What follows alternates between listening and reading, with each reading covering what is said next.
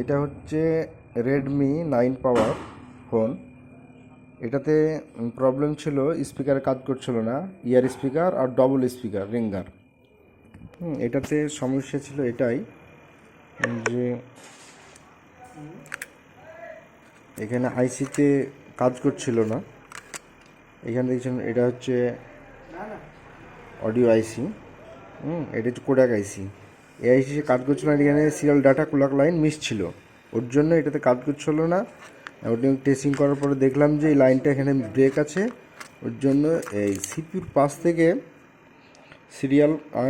Serial clock আর data line এখান থেকে jumper টেনে আইসির তলে দিয়ে তারপরে দেখছি ফোন ইয়ার স্পিকার আর রিঙ্গার স্পিকার দুটোই কাজ করছে।